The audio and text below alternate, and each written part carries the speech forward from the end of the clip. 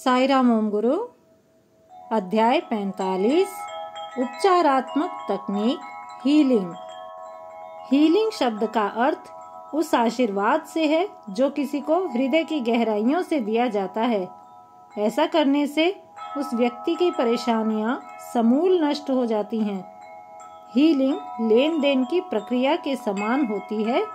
इसमें हीलिंग प्रकृति के पंच तत्वों अर्थात जल, वायु, अग्नि, पृथ्वी व आकाश से ग्रहण की जाती है, जो जरूरतमंदों में वितरित कर दी जाती है।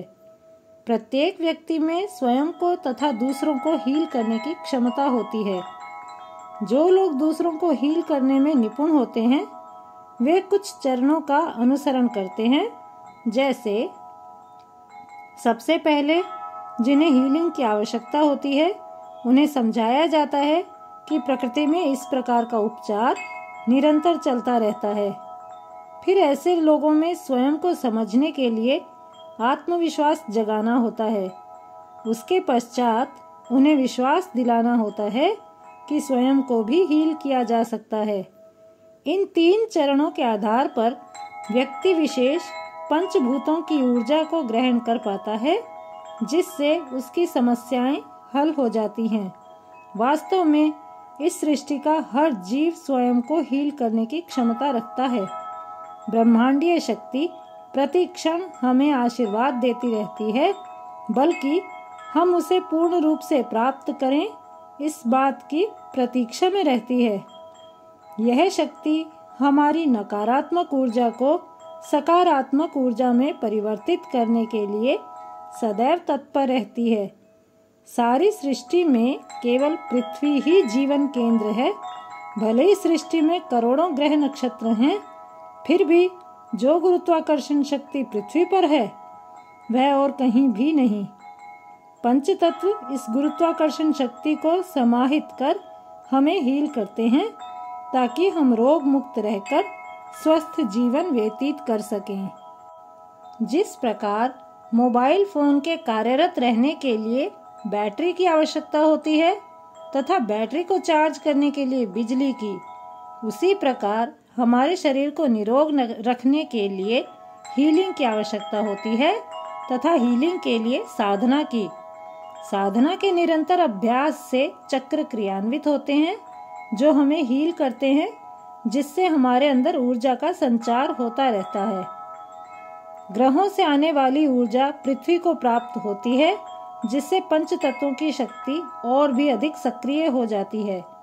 ये हमारी नकारात्मक शक्ति को सकारात्मक शक्ति में परिवर्तित करने में सहायक होते हैं। चूंकि मनुष्य भी प्रकृति का ही अंग है, अतः उसमें भी हीलिंग की क्षमता अवश्य ही होती है। जो व्यक्ति इस विषय को समझ लेता है, वह सकारात्मक सोच के बल पर स्वयं को हील करने में सक्षम हो जाता है।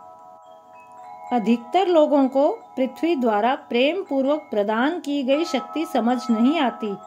जीवात्मा को मुख्य रूप से साधारण शब्दों में केवल इतना समझने की आवश्यकता है कि इस ऊर्जा को पाने का मार्ग गहन साधना है।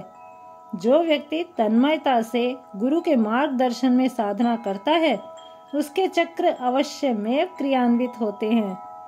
तब यह प्रकृति की परम शक्ति को सरलता से समझ पाता है।